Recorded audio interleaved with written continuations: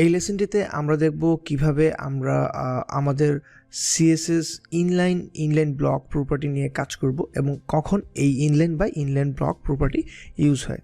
So আমি যদি একটা লিস্ট নেই অর আনঅর্ডার লিস্ট, সো আমি লিখলাম হচ্ছে হোম, তারপরে এরকম হচ্ছে আমি আরও কিছু আমার ক্যাটাগরি মানে আরও কিছু হচ্ছে এরকম নাম লিখি আমার মেনু বানানোর জন্য। সার্ভিস, হোম, অ্যাবাউট সার্ভিস, তারপর হচ্ছে আমি যদি লিখি পোর্টফোলিও, তারপরে সবার লাস্টে যেটা আছে এটা দিলাম হচ্ছে কন্ট্যাক্ট। সো কন্ট্যাক্ট নিলাম, এই পাঁচটা আমি লিখলাম। আউটপুট যদি ব্রাউজারে দেখি, এই যে আমার নিচে আসছে।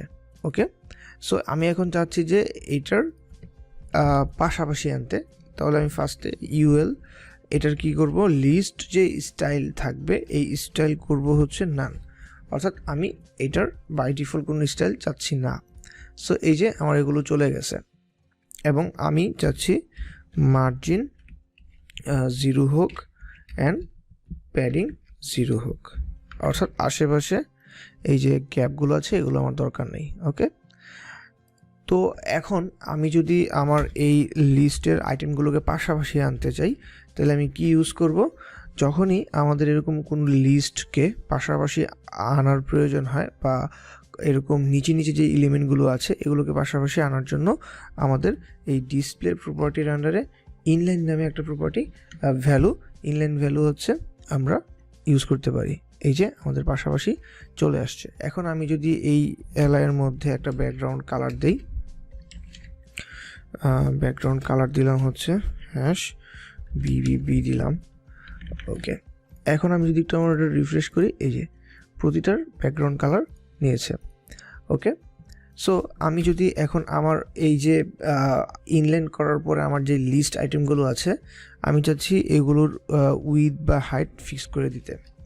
সাপোজ আমি উইথ দিলাম হচ্ছে 200 পিক্সেল এবং হাইট দিলাম হচ্ছে 50 পিক্সেল। সো সেভ দিলাম। এখন আমি যদি রিফ্রেশ করি তাহলে আমি দেখবো যে এটার কোনো অবস্থার পরিবর্তন হয়নি। কেন হয়নি? কারণ হচ্ছে যখন আমি ইনলাইন ইউজ করি তখন হচ্ছে আমার এই কন্টেন্ট অনুযায়ী সে স্পেস নেয়, বাই ডিফল্টভাবে উইথ বা হাইটের যে ভ্যালু এটাকে সে পার্স করে না এবং এটা আমার হচ্ছে এই উইথ বা হাইট কোনো কিছুই নেয় না। কখন? যখন ডিসপ্লে আমি ইনলাইন করি। কিন্তু আমি উইথ হাইটের পরিবর্তে যদি আমি পেডিং ইউজ করি, অর্থাৎ এই যে লিস্ট আইটেমগুলো আছে এগুলোর চারপাশে সাপোজ আমি 15 পিক্সেলের পেডিং দিলাম, এই পেডিং যদি দিই তাহলে এটার চারপাশে 15 পিক্সেল, এইটা আবার সে নিবে।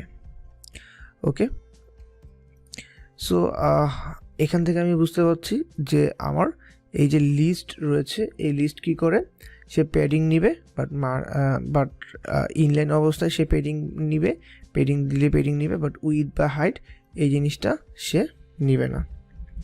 ওকে, সো আমি যদি এটাকে একটু রিফ্রেশ করি, এই যে এরকম থাকছে। আমি এই ইউএলের হচ্ছে মার্জিন 0 প্যাডিং 0 এটা একটু কোডটা আউট করে দিলাম।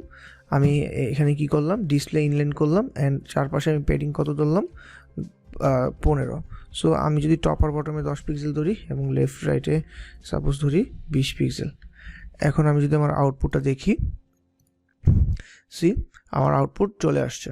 সো এটা থেকে আমি কি বুঝতে পারছি যে আমি যখন ডিসপ্লে ইনলাইন করব তখন আমার প্যাডিং কাজ করবে, বাট যে জিনিসটা কাজ করবে না সেটা কি, উইথ বা হাইট।